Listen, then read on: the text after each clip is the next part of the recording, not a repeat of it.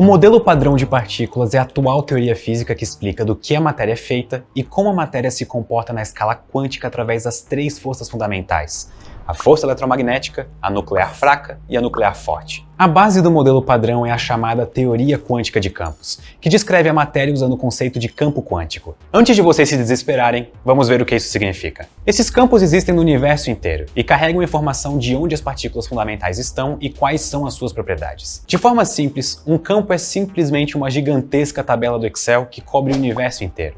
E cada célula da tabela tem um valor que corresponde a quantas partículas existem naquela região do espaço. Ou seja, se o campo de elétrons tem o valor 1 ao redor de um átomo, isso significa que esse átomo tem um elétron. Se o campo de quarks tem um valor 3 dentro de um próton, isso significa que os prótons são formados por 3 quarks. E os campos também determinam as propriedades das partículas. Por exemplo, todos os elétrons têm a mesma carga elétrica. E isso é assim porque todos os elétrons são parte do mesmo campo, que é o campo de elétrons. É o campo de elétrons que determina a carga dos elétrons. Mas existe uma propriedade extremamente importante da matéria que o campo de elétrons não consegue explicar, que é a massa do elétron. Originalmente, a teoria de campos não conseguia explicar por que as partículas tinham massa. A teoria conseguia prever as partículas e diversas das suas propriedades, mas elas não deveriam ter nenhuma massa. Será que o universo estava zoando os físicos? A solução para esse problema foi proposta por Peter Higgs e François Englert nos anos 50. E a explicação deles foi a seguinte: a massa das partículas, como o elétron, é determinada por um outro campo fundamental, que nós chamamos de campo de Higgs. E isso é um tanto quanto surpreendente. A massa do elétron não depende do campo quântico associado ao elétron, e sim de um outro campo chamado campo de Higgs. Só para deixar claro o que isso quer dizer, é como se um carro não se movesse por causa do seu próprio motor, e sim porque as estradas são esteiras gigantes. A consequência mais famosa dessa explicação é o bóson de Higgs, a última partícula do modelo padrão a ser detectada. Isso aconteceu em 2012, quando o laboratório CERN detectou o bóson dentro do seu grande acelerador de partículas, o famoso LHC. Sabendo que o campo de Higgs explica a massa das partículas fundamentais, podemos tirar uma conclusão errada, mas super instrutiva. O campo de Higgs explica de onde vem a massa das partículas fundamentais. Eu sou formado por partículas fundamentais. Logo, a minha massa é causada pelo campo de Higgs. Só que isso está errado. E entender o porquê disso estar errado é bastante importante. Eu sou formado por átomos e alguns circuitos eletrônicos, e a maior parte da matéria dos átomos vem do núcleo atômico, que é formado por prótons e nêutrons. Um próton é formado por 3 quarks. Só que, se você somar a massa desses 3 quarks, ela ainda é 60 vezes menor do que a massa do próton. Então, de onde vem essa massa adicional? Aqui é onde as pessoas responderiam: do bóson de Higgs. Só que a resposta é: ela vem da energia nuclear. O que mantém os 3 quarks ligados dentro do próton é a força nuclear forte.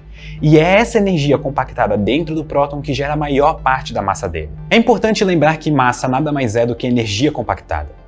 No caso do próton, é a energia nuclear forte compactada dentro dele que gera a massa 60 vezes maior, ainda que os quarks que compõem ele tenham bem menos massa do que isso. Isso é uma das formas que a relação E igual a mc² de Einstein se mostra para nós. Se você coloca muita energia num espaço pequeno, essa energia se comporta como massa. E aqui uma analogia perfeita. Imagine a areia em deserto.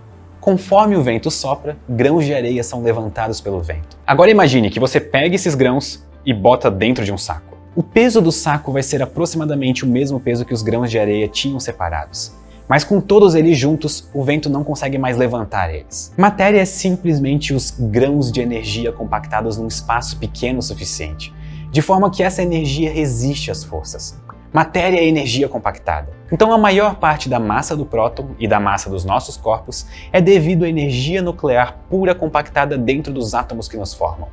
Isso é bastante poético. Entendendo isso, nós podemos voltar à pergunta: como o campo de Higgs gera a massa das partículas fundamentais? Como nós vimos, massa é energia compactada. Então, onde está a energia que gera a massa das partículas fundamentais? E a resposta é: no próprio campo de Higgs. Esse campo tem uma energia diferente de zero, e isso gera o efeito que notamos como massa. Antes de você fechar esse vídeo achando que ele é muito difícil, entender o que isso quer dizer é bem simples. Essa energia do campo de Higgs age como uma espécie de resistência ao movimento de outras partículas. O campo de Higgs funciona como a água em uma piscina. Um nadador seria uma partícula. Ele sempre pode ir mais rápido, mas fundamentalmente o que limita sua velocidade é a resistência que a água causa. É como se todas as partículas fundamentais estivessem imersas nessa grande piscina universal que o campo de Higgs forma. Se nós tentamos empurrá-las, nós temos que empurrar a água junto. Esse é o efeito do campo de Higgs nas partículas. A maneira como nós vemos isso é através do que nós chamamos de massa. Ela só existe porque tem algo oferecendo resistência ao movimento das partículas. Ou seja, o campo de Higgs precisa ter energia para gerar a massa das partículas. Então a pergunta agora se torna: por que o campo de Higgs tem energia? E isso fica pior. Existem vários campos fundamentais no modelo padrão, e só o campo de Higgs tem energia. Só ele oferece resistência, enquanto todos os outros têm energia zero. Por que isso acontece? A exata razão do porquê o campo de Higgs ser o único campo com energia não é bem entendida. Mas tentar entender o que aconteceria se os outros campos também tivessem energia pode nos ajudar a entender melhor o efeito do próprio Higgs. Os campos responsáveis pela matéria todos são teoricamente forçados a ter energia zero. Se esse não fosse o caso, o universo não existiria. Os únicos campos que podem ter energia não zero são os campos responsáveis pelas forças fundamentais, o campo eletromagnético e os campos responsáveis pelas forças nucleares. O campo eletromagnético é responsável pela atração e repulsão entre cargas, e ele tem energia zero. É possível que esse não fosse o caso. Então, o que aconteceria caso o campo eletromagnético tivesse energia? Se esse fosse o caso, existiria uma força eletromagnética constantemente através de todo o universo, puxando as cargas positivas para um lado e as negativas para o outro. Porque é isso que um campo eletromagnético faz. Ele gera forças elétricas. Ou seja, todas as partículas carregadas iam sentir uma força sobre elas o tempo todo. Se nós tentássemos mover uma partícula carregada, nós iríamos sentir o efeito desse campo eletromagnético universal sobre elas. Seria quase como uma massa eletromagnética. A energia do campo eletromagnético iria gerar uma reação ao movimento de todas as partículas com carga. E aqui está, qualquer campo fundamental que tivesse energia iria criar algum efeito que se parece com massa. Porque massa é simplesmente a consequência dessa resistência do campo interagindo com outras partículas. No caso, a massa eletromagnética seria muito estranha, porque campos elétricos têm sentido e direção. Então cargas teriam massas diferentes dependendo do sentido do seu movimento. E se esse fosse o caso, eu teria uma profunda pena dos físicos tentando criar uma teoria para explicar isso tudo. Para nossa sorte, as propriedades do campo de Higgs são mais amigáveis, e a resistência ao movimento que ela causa é mais previsível, pelo menos hoje em dia. A tentativa de entender a massa das partículas e o campo de Higgs ainda reserva mais uma surpresa. No universo atual, no ano 13,8 bilhões, o campo de Higgs tem uma energia constante que determina a massa das partículas.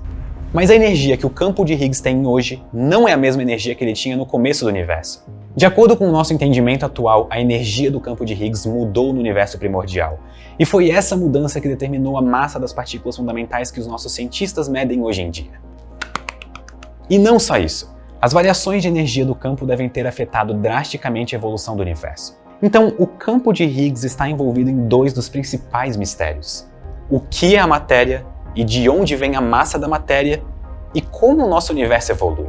Tá, na verdade foram 3 perguntas, basicamente. Novamente, uma pergunta que começou tentando estudar a matéria nas menores escalas aponta para os maiores mistérios do universo. Cada elétron que hoje forma a matéria como conhecemos pertence a uma única história que começou bilhões de anos atrás e foi em parte determinada pelo campo de Higgs. Muito obrigado e até a próxima.